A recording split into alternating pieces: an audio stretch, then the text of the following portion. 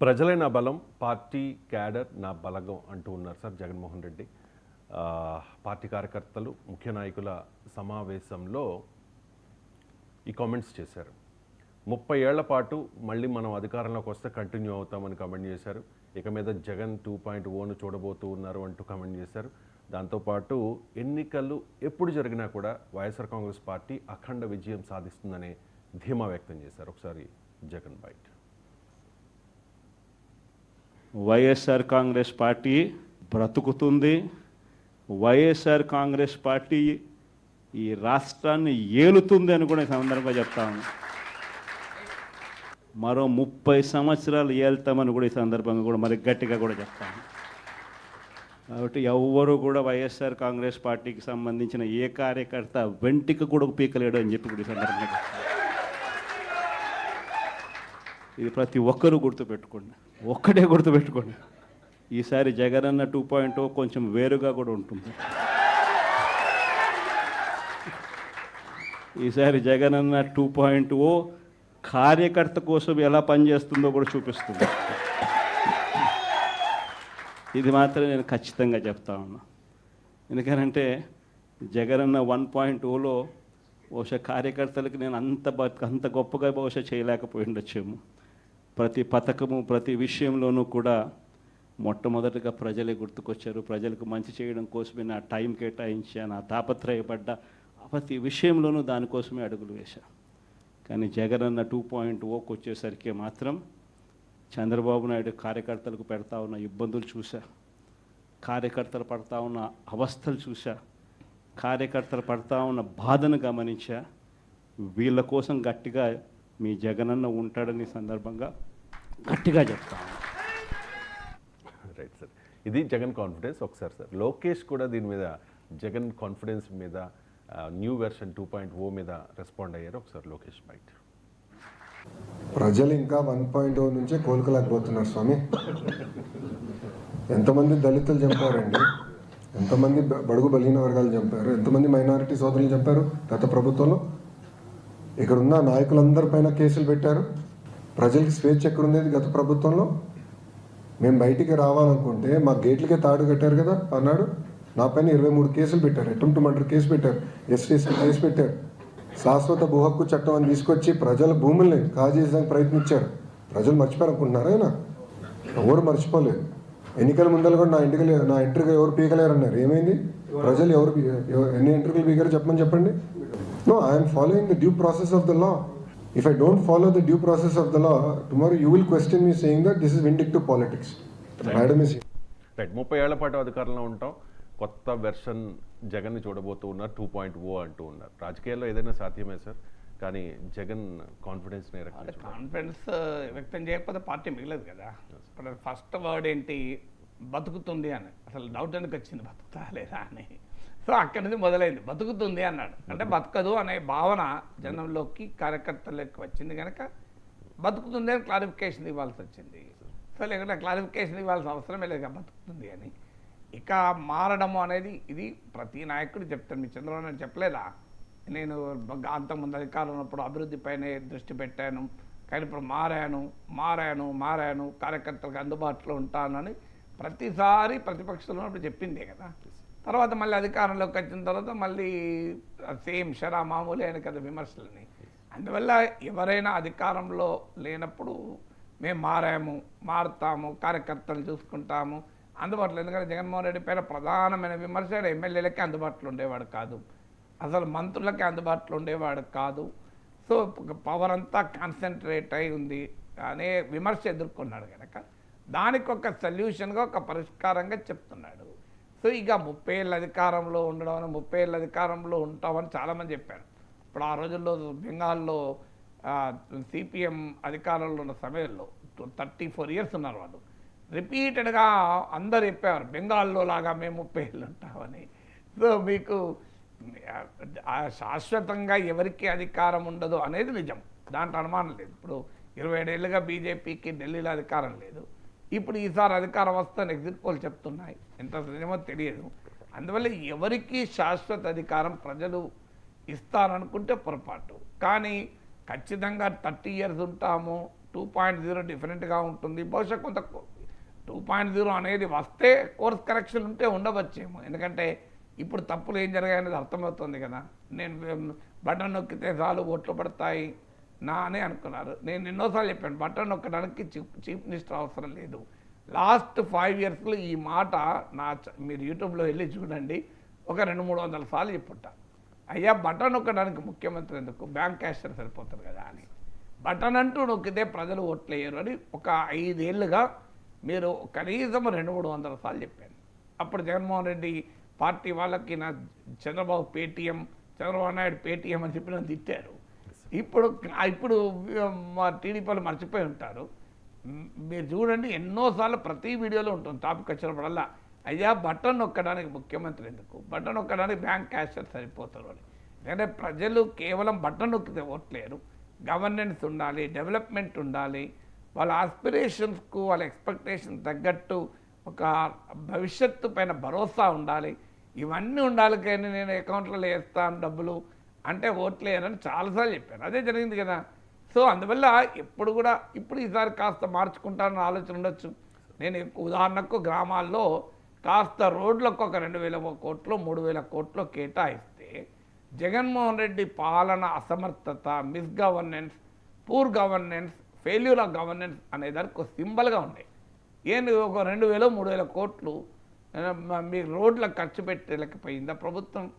So కానీ ఖర్చు పెట్టలేదు, మా కలర్ చూసాం కదా. సో అందువల్ల ఇప్పుడు అది పెద్ద పొలిటికల్ ఇష్యూ అయింది. రోడ్లు గతుకులు అని చెప్పి పవన్ కళ్యాణ్ జనసేన పెద్ద ఉద్యమం నడిపింది. అంటే ఊరిని బయటికి వస్తే రోడ్ క్వాలిటీ చూస్తే నీకు జనానికి ఇప్పుడు మీకు తెలంగాణ ఆంధ్ర రోడ్లే తేడా ఉండేది. మీరు ఇక్కడ నుంచి విజయవాడ పోతే క్లియర్గా అర్థమయ్యేది తెలంగాణ దాటినాం అనేది. సో అఫ్కోర్స్ నేషనల్ హైవే కాక వేరే రూట్లో పోతే. సో అందువల్ల మీకు క్లియర్గా ఆ ఫెయిల్యూర్స్ ఉన్నాయి కనుక నేను కరెక్ట్ చేసుకుంటా అనేది అనుకోవచ్చు. కానీ అది 2.0 అది వస్తే మళ్ళీ రెండోసారి కాదు. ఎప్పుడు కూడా గుర్తుంచుకోవాల్సింది ఏంటంటే తమకు పవర్ ఉన్నప్పుడు రాజకీయ నాయకులు ఎవరికి వినరు. తమకు పవర్ ఉన్నప్పుడు రాజకీయ నాయకులు ఏం చేస్తారంటే కేవలం తమకు రుచించే మాటలు చెప్పేవారు, తమను పొగిడేవారు, తమకు అంతా బాగుందని ఫీడ్బ్యాక్ ఇచ్చేవారు చుట్టూ పెట్టుకుంటారు. నేను చాలామంది నాయకులు 2 తెలుగు రాష్ట్రాల్లో చూశాను. ఒక్కసారి ఓడిపోయాక మాలాంటి వాళ్ళకి ఫోన్లు చేస్తారు, సార్ మేము ఏమైంది అని. అప్పటిదాకా గుర్తురాదు వాళ్ళకు. అప్పటిదాకా మీకు అసలు మాకు తిరిగేలేదు అనే ఫీలింగ్లో ఉంటారు. సో ప్రతిపక్షంలోకి వచ్చాక సార్ ఏమై ఉంటుంది మాది, సార్ మీలాంటి వాళ్ళ సలహాలు కావాలి, అసలు ఏం చేయాలి సార్ ప్రజలకు మేము. నీకు పవరే లేదు ఏం చేస్తావు, పవర్లో లేనప్పుడు కనుక నీవు కనుక పవర్లో ఉన్నప్పుడు అడిగితే ఇంకో పలాంది చేస్తే నీకు అధికారం ఉంటుందయ్యా అని చెప్పగలం. బహిరంగానే చెప్తున్నా కానీ అప్పుడు వినే ప్రసక్తే లేదు. ఇక రాజకీయ నాయకులు ముఖ్యంగా ముఖ్యమంత్రులుగా ఉన్న వాళ్ళు ఈ ముఖ్యమంత్రి ఈ పార్టీ ఆ రాష్ట్రం కూడా చెప్పడం లేదు. అంతటా ఒకటే ట్రెండ్ ఉంటుంది, మాకు తెలియంది ఏమీ లేదు. చుట్టూ ఒక పెద్ద కోటరీ ఉంటుంది, పెద్ద సెక్షన్ ఉంటుంది. నిజం చెప్పేవాడు అక్కడ ఉండడు. ఎవరు చెప్పుంటారు అంటే జగన్మోహన్ రెడ్డికి ఏది నచ్చితే అది చెప్తారు, కేసీఆర్కి ఏది నచ్చితే అది చెప్తారు, చంద్రబాబు నాయుడుకు రేవంత్ రెడ్డికి ఏది నచ్చితే అదే చెప్తారు. నచ్చంది చెప్పరు. ఎందుకంటే నచ్చంది ఎందుకు చెప్తారు, వాళ్ళకి అవసరం ఉంటుంది కదా ముఖ్యమంత్రితోని. నచ్చంది చెప్పి ముఖ్యమంత్రి కోపానికి అసహనానికి ఎందుకు గురి కావాలి? సో అవసరం ఏంటి? చాలామందిని ఏం చేస్తారంటే నాయకులు దూరం కూడా పెడతారు నచ్చని చెప్తే. తాపకొసారి వచ్చి నువ్వు ఏంటయా నెగిటివ్ చెప్తావు అంత ప్రమాణంగా ఉంటే అని చెప్తారు. సో దానివల్ల ఏం జరుగుతుంది అంటే జరగాల్సిన టైంలో ఓటమి జరుగుతుంది. అప్పటిదాకా గుర్తించారు. అప్పుడు అయ్యో ఏమైంది, ఇప్పుడు చంద్రబాబు నాయుడు 23 సీట్లు అనలేదా, నేను ఇంత పిక్క తిన్నానా ప్రజల్ని, ఇంత న్యాయం చేశానా, నాకు 23 సీట్లు ఎందుకు ఇచ్చారు అని చాలా రోజులు అనేవాడు చంద్రబాబు నాయుడు. నా పాలన అంతకు బాగలేదా, నేను ఇంత కష్టపడిన ప్రజల కొరకు అభివృద్ధి కొరకు ఇంత ఏంది. జగన్మోహన్ రెడ్డి ప్రజలు అంటాడు, నేను ఇంత బాగా చేశాను, ఇంత బటన్ నొక్కింది, ఇన్ని లక్షల కోట్లు ఇచ్చానే, ప్రజలే తప్ప ఇంకో ఆలోచన లేకుండా చేశానే, నాకు 11 సీట్లు ఎందుకు వచ్చారు అని. అంతే. ఆ కారణం ఏంటి, మీరు అధికారంలో ఉన్నప్పుడు మీరు చూడదలుచుకోలేదు, వినదలుచుకోలేదు. కౌటిల్యుడు అర్థశాస్త్రంలో చెప్తాడు, విజయవంతులైన రాజు ఎవరంటే తన చుట్టూ విమర్శకులను పెట్టుకున్నవాడు చెప్తాడు. ఇప్పుడు కాదు, మౌర్య చంద్రగుప్తుని టైంలో 100 సంవత్సరాల క్రితం చెప్పాడు కౌటిల్యుడు. ఎంత అద్భుతంగా చెప్పాడు చూడండి. చుట్టూ విమర్శకులను పెట్టుకున్న రాజు మాత్రమే విజయం సాధిస్తాడు అన్నాడు. అది రాచరికంలో చెప్పాడు. ఇక ప్రజాస్వామ్యంలో వర్తించదా? ప్రజాస్వామ్యంలో అసలు మా నుంచి పదవులు ఆశించని మమ్మల్ని ప్రశ్నించే వారి నుంచి ఒక్క మాట వింటారా? ఇమీడియట్గా ఇప్పుడు ఉదాహరణ నాలంటాడు ఇంకో బాబు ఇది తప్పు జరుగుతుందని చెప్పారనుకోండి, మరి ఈయన తప్పు జరుగుతుందని చెప్తున్నాడు, ఈయనకేం పదవి మీద ఆశ లేదు. నేనేమి జగన్మోహన్ రెడ్డి దగ్గర పదవి తీసుకోలే, కేసీఆర్ దగ్గర తీసుకోలే, రేవంత్ రెడ్డి దగ్గర తీసుకోలే, చంద్రబాబు నాయుడు దగ్గర తీసుకోలే. మరి ఈయన ఎందుకు చెప్తున్నాడు? బహుశా ఇందులో ఏదైనా నిజం ఉండి ఉంటుంది, నేను సరి చేసుకుంటాను అనేది ఆలోచన ఉండదు. ఇమీడియట్గా వీడిని అటాక్ చేసుడు, వీడోడు ఈ జగన్ మనిషి, ఇక నన్ను తిట్టి నన్ను తిరిగితే ఏమవుతుంది? నన్ను అవుతుందా?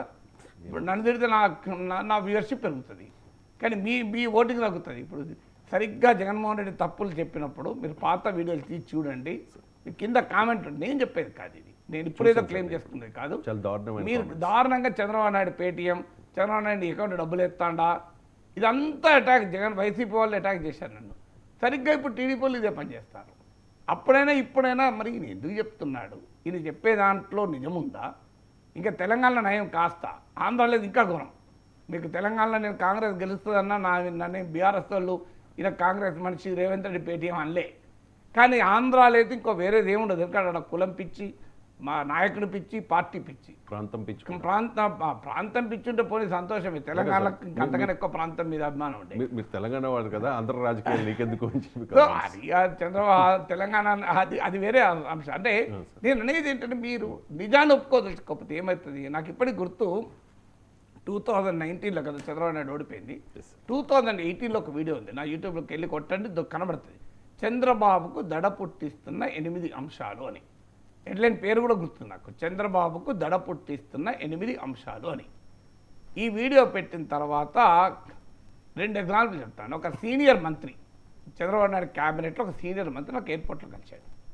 సో రండి సార్ నాగేశ్వరరావు బాగున్నారా ఏంటి, మనం కాఫీ తాగుదాం అని చెప్పి ఇద్దరం వెళ్ళి ఆ విఐపీ లాంజ్లో కూర్చొని కాఫీ తాక్కుంటా, ఏంటి సార్ రాజకీయాలు అంటే, ఏమి సార్ మీరే పెట్టారు కదా సార్ దడ పుట్టిస్తున్న 8 అంశాలు, నేను ఢిల్లీ నుంచి వస్తున్నాను సార్, మీదే విన్నాను అన్నాడు. అంటే మరి నిజమా అన్న, నిజమే కదా సార్, మీరు చెప్పినాక నిజం ఉండదా, మరి మీరు ఎందుకు చెప్తలేరు చంద్రబాబు నాయుడు గారు? సార్ మేము చెప్తుంటాడా సార్, మీరు బడే ఉన్నారు, ఇప్పుడు నేను పోయి చెప్పాలి నాగేశ్వర గారు ఇట్లా మాకు చెప్పారు, ఈ 8 అంశాల్లో మనకు నెగిటివ్ ఉందట అని. తర్వాత ఇంటెలిజెన్స్లో ఉన్న టాప్ అఫీషియల్ ఫోన్ చేశాడు, సార్ ఇది తెలుసుకోమన్నారు, మీరే మాట్లాడారా, ఇదేమన్నా మార్ఫింగ్ వీడియోనా అంటే, నేనే మాట్లాడినయ్యా కరెక్టే అని. అంటే ఎందుకు ఈ మాట చెప్తున్నానంటే, మీకు 1 year బిఫోర్ చెప్పాను, మీరు ఈ 8 అంశాలు కనుక కరెక్ట్ చేసుకొని ఉండి ఉంటే చంద్రబాబు నాయుడు, నేను గ్యారంటీ ఇవ్వగలను మీకు 2008లో చంద్రబాబు నాయుడు మళ్ళీ గెలిచాం. అసలు జగన్మోహన్ రెడ్డి అధికారంలోకి వచ్చే ప్రసక్తే లేదు. కానీ చేశారా ఈ పని? మీకు ఎక్కడ ఇది బహిరంగంగా ఉన్న వీడియో, నేను రహస్యం కాదు. ఇప్పుడు జగన్మోహన్ రెడ్డి చేసిన తప్పుల మీద మీకు కనీసం ఒక 100 వీడియోలు చూపెడతాను నేను ఈ 5 ఏళ్లలో. వైసీపీ వాళ్ళు ఎవరన్నా జగన్మోహన్ రెడ్డి కానీ వైసీపీ కానీ అర్థం చేసుకున్నదా? ఏంటి ఉల్టా కింద comment, Chandrababu Naidu Paytm. So 2 నాయకులు, చంద్రబాబు నాయుడు జగన్మోహన్ రెడ్డి ఇద్దరికి పేటీఎం ఎట్లుండగలుగుతాం ఒకటేసారి? ఆ కామన్ సెన్స్ అని ఉండాలి కదా. కానీ మమ్మల్ని ప్రశ్నిస్తే మేము ఉతికారేస్తాం. అరే ఏమవుతుంది? మీకే నష్టం, మాకు వ్యూవర్షిప్ పెరుగుతుంది, మీకేమవుతుంది? రేపు అధికారం పోతుంది. ఇప్పుడు ఉదాహరణకు చంద్రబాబు నాయుడు ప్రభుత్వం పైన, రేవంత్ రెడ్డి ప్రభుత్వం పైన ఇంకా ప్రజలు ఇలా అనుకుంటున్నారు, మాకేంటి ఫీడ్, మాకేం కోరికలు లేవు, పదవులు ఆశ లేదు, అవసరాలు లేవు, ఇంకేమున్నది, బహిరంగంగా బాబు ప్రజలు ఇలా అనుకుంటున్నారు ఈ అంశం పైన అని చెప్పాను అనుకోండి, ఇమీడియట్గా మీరు చేయాల్సిన పని ఏంటి? సార్ మరి ఇది నిజమా, ప్రజలు ఆ ఫీడ్బ్యాక్ ఉందా అని. దుబ్బాక ఎలక్షన్కు ముందు ఏదో ఒక అంశం పైన మాట్లాడుతూ కేసీఆర్ గారికి చెప్పాను, బీజేపీ రైజ్ అవుతుంది, మీకు పెద్ద ఛాలెంజ్ కాంగ్రెస్ కాదు, మీరు కాంగ్రెస్ పార్టీ ఎమ్మెల్యేలందరినీ తీసుకున్నారు, దీంతో కాంగ్రెస్ ఉండదు, అపోజిషన్ అనుకుంటున్నారు, అపోజిషన్ పార్టీని దెబ్బతీయగలుగుతారు తప్ప అపోజిషన్ స్పేస్ను దెబ్బతీయలేరు, అపోజిషన్ స్పేస్లో కాంగ్రెస్ కన్నా బలమైన ప్రత్యర్థిగా బీజేపీ ముందుకు వస్తుంది అని టీవీలో చెప్పాను, యూట్యూబ్లో ఉంది, మీరు చూడండి ఈ మాట అని చెప్పి కేసీఆర్ గారితో ఒకసారి ఏదో సందర్భంగా చెప్పాను. బ్రదర్ గారు మీరు బడ చెప్తారండి, బీజేపీ ఏముందండి, బీజేపీకి ఎక్కడ ఉంది అన్నాడు. ఇది అన్నారు 3 నెలల్లో దుబ్బాకలో ఓడిపోయాను, 3 నెలలు. మరి ఎట్లా ఓడిపోయారు? బీజేపీ ఏం లేకపోతే అంటే కేసీఆర్ కన్నా నాకు ఎక్కువ రాజకీయ పరిజ్ఞానం ఉందా? లేదు. కేసీఆర్ కన్నా నాకు నాలెడ్జ్ ఉందా పాలిటిక్స్ పైన? ఫీడ్బ్యాక్ లేదు. కానీ మరి నేను ఎలా చెప్పగలిగాను కేసీఆర్ ఎలా చూడలేకపోయాడంటే, కేసీఆర్కు చుట్టూ చేరిన వాళ్ళు ఆయనకు గొప్పగా చెప్పేవాళ్ళే తప్ప ప్రశ్నించే వాళ్ళు విమర్శించే చెప్పారు. ఎందుకంటే వాళ్ళ పనులు ఉంటాయి, ఆయనతో పదవులు అవసరం ఉంటుంది. నాలాంటికి పదవి అవసరం లేదు కనుక పని ఏం లేదు కనుక కోపం చెప్పిన. ఇప్పుడు చంద్రబాబు నాయుడు కన్నా ఎక్కువ నాకు రాజకీయ పరిజ్ఞానం ఉంటుందా? ఇంపాసిబుల్ కదా. చంద్రబాబు నాయుడుతో పోలిస్తే నేనెంత? ఆయన 40 ఏళ్ళుగా రాజకీయాలు చేసిన వాడు, జాతీయ రాజకీయాల్లో చక్రం తిప్పిన వారు. చంద్రబాబు నాయుడుకు తెలియకుండా నాకు తెలుస్తుంది ఇంపాసిబుల్. కానీ మరి నేను చెప్పగలిగిన నేను దడబుట్టిస్తున్నాను 8 అంశాలని. చంద్రబాబు నాయుడు ఎందుకు గుర్తించలేకపోయాడు? కారణం ఏంటి? కారణం ఒకటే, చంద్రబాబు నాయుడుకు తెలియక కాదు, నాగేశ్వర్ తెలుసు కాదు. నాకన్నా 100 రెట్లు చంద్రబాబు నాయుడుకి కానీ, కేసీఆర్ కానీ, రేవంత్ రెడ్డికి కానీ రాజకీయ పరిజ్ఞానం జగన్మోహన్ రెడ్డి కానీ ఉంటుంది. ఎందుకంటే వాళ్ళకోమో పెద్ద యంత్రాంగం కదా, రాజకీయ పార్టీ, ప్రభుత్వము, ఇంటెలిజెన్స్ మామూలుగా ఉంటుందా? కానీ వాళ్ళు ఎందుకు చూడలేరు, బయటోడు ఎందుకు చూడగలుగుతారు అంటే, మీరు చెస్ ఆడుతున్నప్పుడు పక్కన కూర్చోండి, చెస్లో ఆడేవాడికన్నా బయట ఉన్నోడికి ఐడియాస్ ఎక్కువ వస్తుంటాయి. మామూలు ఐడియాస్, అమ్మ ఇట్లేస్తే అట్లా బాగుండని. ఎందుకు ప్యాక ఆడుతుంటాడు పక్కన కూర్చోండి, బయటోడే ఎక్కువ సలహాలు ఇస్తుంటాడు. కారణం ఏంటంటే మనం బయట ఉన్నప్పుడు మన వియర్లో ఇండిపెండెంట్ అబ్జర్వర్, మనం చెప్పేవాడు కూడా ఇండిపెండెంట్ ఫీడ్బ్యాక్ ఇస్తాడు. ఇప్పుడు మీరు అలా ఇప్పుడు నేనున్నాను అనుకోండి, మీరు కెమెరామెన్ నా వీడియోలు ఎలా ఉన్నాయండి, నా విశ్లేషణ అంటే చాలా బాగుంది సార్, మీ విశ్లేషణకి ఏమున్నది సార్, మిమ్మల్ని మించినట్టు ఉన్నాడు ఆ సార్ అంటాడు. అవునా కదా? నా ముందట మీది బాగాలేదని అంటాడా? అంటే రేపు నేను ఎక్కడ వాళ్ళ ఎండితో చెప్తున్నాను భయపడతాడు. కానీ వేరే వాళ్ళు అడిగారు అనుకోండి, మీ దగ్గర రోజు నాగేశ్వర్ గారు వస్తారు కదా, ఎలా మాట్లాడతారంటే ఆయన విశ్లేషణ అండి బోరింగ్గా ఉంటుందండి అంటాడు. బోరింగ్ ఉంటే ఎందుకంటే అక్కడ ఆయనకి ఫియర్ లేదు, ఇక్కడ ఫియర్ ఉంది.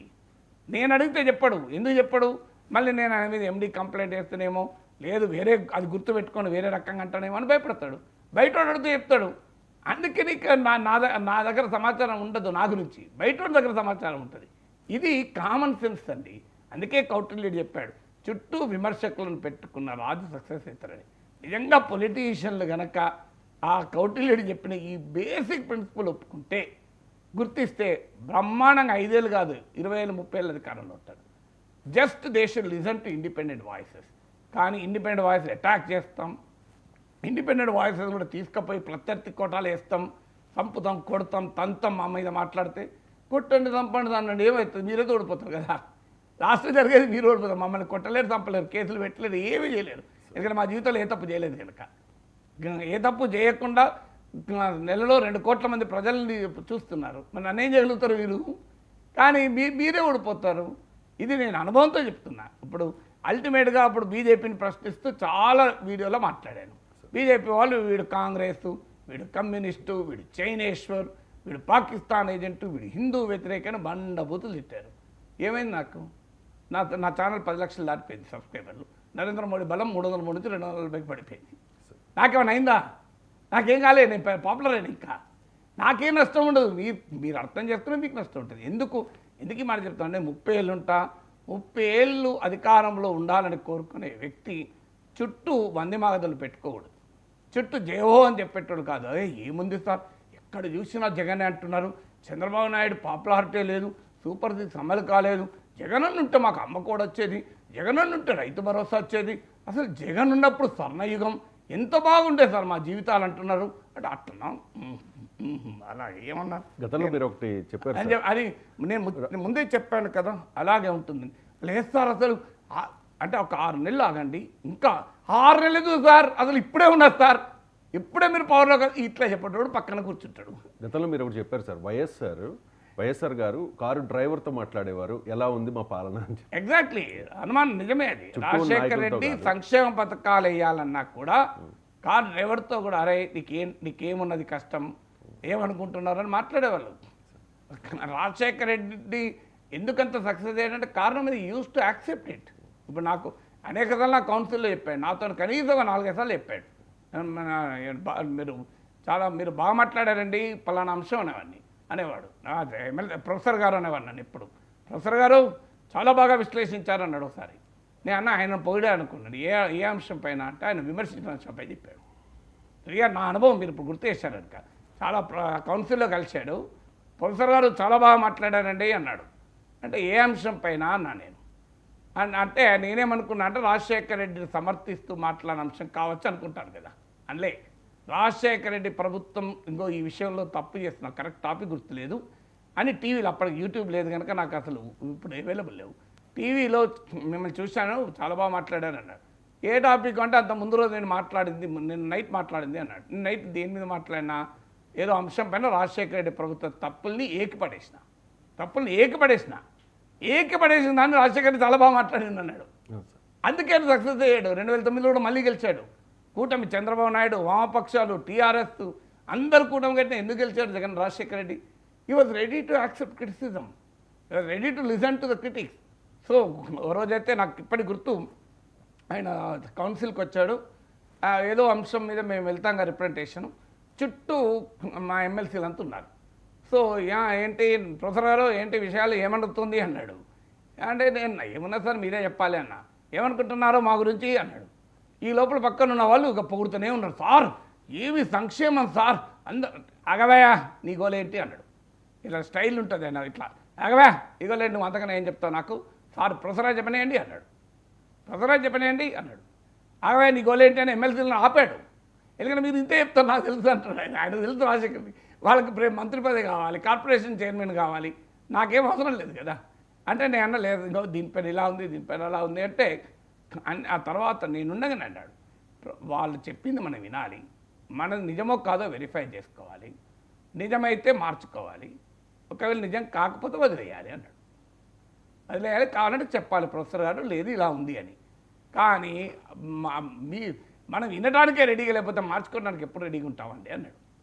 ఇదే మాట అన్నారు. అప్పుడు నాకు గుర్తు కొంతమంది ఎమ్మెల్సీలు ఉండే చుట్టూ వాళ్ళ ముందటే అన్నాడు. That is how the thing is అండి. నాకు ఇప్పటికి గుర్తు, బడ్జెట్ డాక్యుమెంట్లో ఒక రకంగా, గవర్నర్ ప్రసంగాలు ఇంకో రకంగా, ఎకనామిక్స్ ఇంకో రకంగా డేటా ఉండే. నాకు రైజ్ చేశాను నేను, కౌన్సిల్లో రైజ్ చేస్తే రోషే గారు డిఫెండ్ చేశారు. తర్వాత నేను గట్టిగా అన్నాను ఇది తప్పండి మీరు డిఫెండ్ చేయకూడదు అని. తర్వాత అధికారులతో మాట్లాడి కౌన్సిల్కి వచ్చి నాగేశ్వర గారు చెప్పింది నిజం, ఈ డేటాలో తప్పుంది, మేము సరి చేసుకుంటున్నామని చెప్పి రోషే గారు నా సీటు వెనకాల సీట్ ఉంటుంది, సో అక్కడికి వచ్చి కూర్చొని నాగేశ్వర గారు మా ఆఫీసర్లు ఏమన్నారో తెలుసా అన్నాడు. ఏమన్నారండి అన్న. ఏముంది సార్ మాదే రైట్ అని చెప్పి దబాయిస్తే అయిపోతుంది, మీరు దాన్ని పెళ్ళి మళ్ళీ మాది తప్పైంది అని మీ స్థాయిలో ఒప్పుకునేందండి అన్నారు. ఆయన అన్నాడు, నేను చెప్పాను వాళ్ళకు దబాయించడం వల్ల కాదు, తప్పను ఒప్పుకోవడం వల్ల మన పట్ల గౌరవం పెరుగుతుంది. అది కూడా చెప్పింది ఎవరు, మన అపోజిషన్ వాడు కాదు కదా, ప్రొఫెసర్గా చెప్పారు, ఆయన మనకు పొలిటికల్ అపోనెంట్ కాదు, ఆయన చెప్పింది ఒప్పుకుంటే ప్రజలేమి మనకు నెగిటివ్గా రియాక్ట్ కారయ్యా, అలాంటి వాళ్ళు చెప్పింది మనం ఒప్పుకోవాలయ్యా అని చెప్పాను నేను చెప్పి రోషే గారు నా దగ్గర కూర్చొని చెప్పాడు. కమలాకరన్ ఎమ్మెల్సీ కూడా ఉండే అప్పుడు, కాంగ్రెస్ సీనియర్ నాయకుడు, ఆయనకు కూడా తెలిసింది. సో అందువల్ల that is how the leadership is అండి. లీడర్షిప్ అనే వ్యక్తి తన పైన విమర్శల్ని స్వీకరించడానికి తాను సిద్ధంగా ఉండాలి, తన పార్టీని సిద్ధంగా చేయాలి, తానే కాదు పార్టీని కూడా సిద్ధంగా చేయాలి. పార్టీ కూడా సిద్ధమైనప్పుడు మాత్రమే. ఇప్పుడు అది ఎక్కడుంది, నా మీద మీరు ఒక్క మాట మమ్మల్ని తప్పు పడితే ఉతుకుతాం, అదే కాదు తప్పు అవసరం లేదు మమ్మల్ని పొగడాలంతే, మమ్మల్ని పొగడకపోతే మిమ్మల్ని అటాక్ చేస్తాం. దీనివల్ల ఏమవుతుంది, ఏమీ కాదు, 5 ఏళ్ల తర్వాత ప్రజలు తీర్పులు చెప్తారు. Right sir, thank you so much sir. ఈ అంశానికి సంబంధించి సమగ్రంగా విశ్లేషణ అందించినందుకు. ఇది వాళ్ళ